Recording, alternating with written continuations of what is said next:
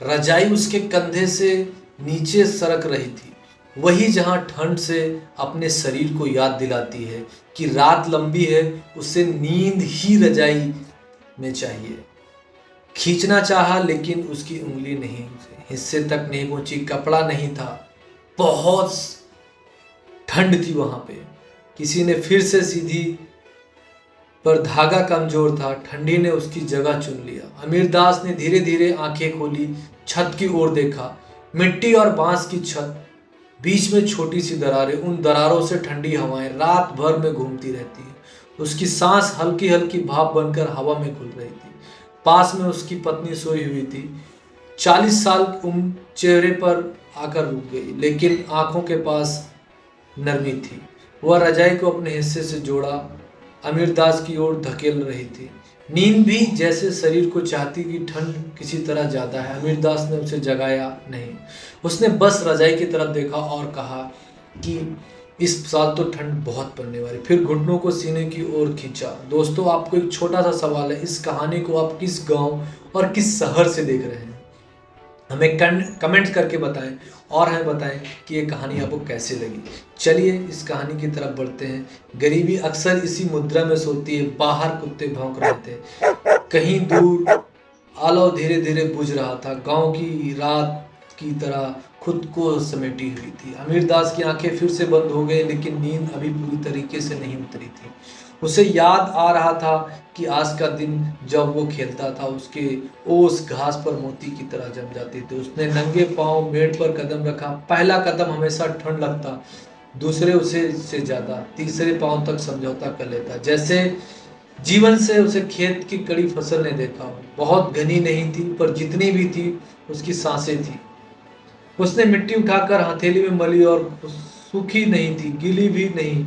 मिट्टी वैसे जैसे मेहनत के बाद उम्मीद होती है। पत्नी ने उसके लिए बहुत चूल्हे पर रोटी सीखी। धुएं की महक अब भी उसकी याद में थी। उसने कभी ज्यादा नहीं मांगा, ना खेत से, ना किस्मत से, और ना ही अपनी पत्नी से।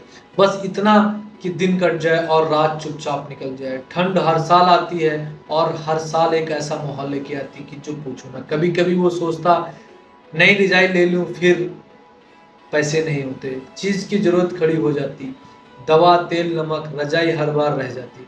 पर पुरानी रजाई को हर साल धूप में डालते, फटते हिस्से से फिर सीती हुई पुरानी साड़ी टुकड़ा, कभी कमीज और आस्तीन, रजाई नहीं रहती। कहानियों को इस तरह परत हो जाते कि रात गहरी हुई, हवा ठंडी। अमीरदास ने हल्की सांस ली।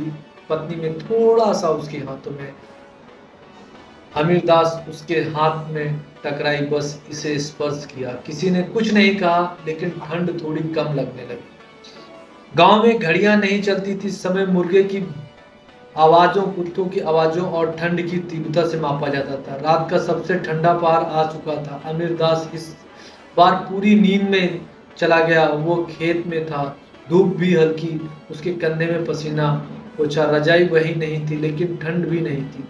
रात पूरी तरह गई नहीं थी। अंधेरा हल्का सा था, ढीला पड़ रहा था, जैसे नींद के आखिरी पलों में अमीर खुद खुद को खोलने की कोशिश कर रहा है।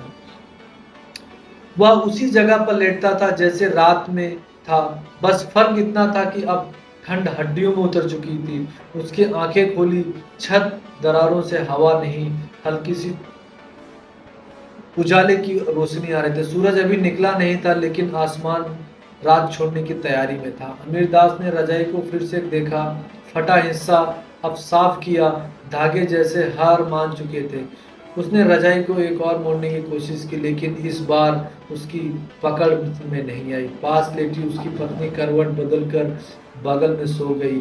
उसके माथे पर हल्के से चिंता आई। नींद में वह पूरी तरह अमीरदास के पास होने लगी।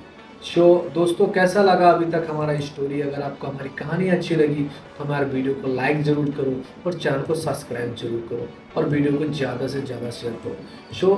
उसके बाद अमीरदास, ठंड ज़्यादा थी, उसने धीमे से पूछा। आवाज़ हल्की, घर की दीवारें भी सुन पाती।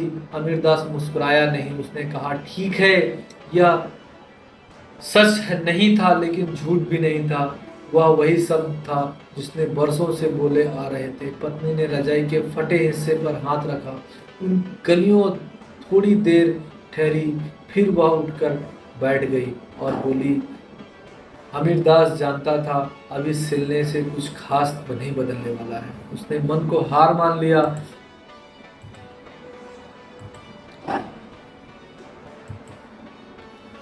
पत्नी में रखे हुए पुराने कपड़ों की गठरी के पास गए और बहुत सी चीजों, जो कपड़े नहीं रुक रहे थे, सिर्फ यादें, उन पुरानी बातों में जो यादें थी, साड़ी निकाली।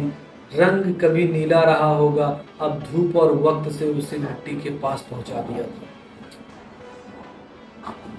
सुई लकड़ी की छोटी डिब्बियों में थी। धागा में दो गांठ बांधकर काम में लिया जाता है। अमीरदास ने उसे देखा कि कैसे काम में लिया जाता है। उसके हाथ तेजी नहीं थे, लेकिन ठहरे हुए थे, जैसे टाका सोचकर लगाया जा रहा हो। नई सुई में घुसते ही बाहर आती है इस बार हल्की सी आवाज। उसने आवाज में घर की पूरी सुबह थी।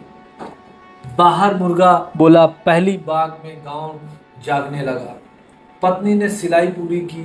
रजाई अब भी नई नहीं थी, लेकिन हवा में उस दरार से अब घुस नहीं रही थी। उसने रजाई को अमीरदास को फिर से डाल दिया। अब सो जाओ, उसने कहा। अमीरदास लेट गया। थोड़ी भारी लग रही है, जैसे उसमें कपड़ा नहीं, किसी का ध्यान भर दिया गया। पत्नी चूल्हे की ओर गई। धीरे धीरे जलने लगी रोशनी, दीवारें हिलने लगी। अमीरदास की आंखें फिर बंद हो गई। इस बार नींद जल्दी आ गई। उसने सामने में कुछ नहीं देखा, बस महसूस किया कि ऐसी गर्मी में आग से नहीं, किसी के साथ आती है। सुबह थोड़ी देर से हुई। दिन भर अपने सवालों के साथ आएगा, लेकिन कभी ये पल बस यही था। एक फटी रजाई, एक सिलाई हुई उम्मीद, और किसान ने जो फिर से सो गया। सुबह पूरी तरह एक साथ नहीं आती है।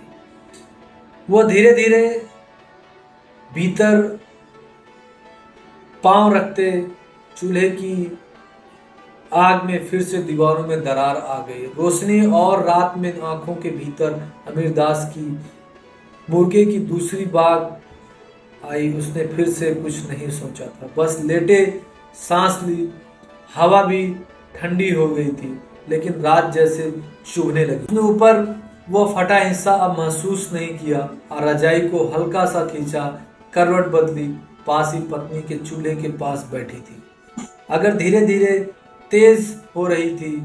लकड़ियों की चरमराहट घर की सुबह की पहली आवाज थी। पत्नी ने उसे देखा। जाग गए, उसने पूछा। उसने कहा हाँ। उसने कहा अब तो उठना ही था। वो खाट के किनारे कुछ देर बैठा रहा, जैसे कहते हैं कि ठंड में घुस जाती है। उसने पैरों को हल्का सा आपस में रगड़ा।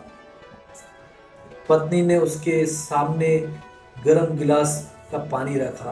पहले उसने कहा, अमीरदास तुम इस गिलास का पानी थाम लो, उसके बाद हम बात करते हैं कि और क्या।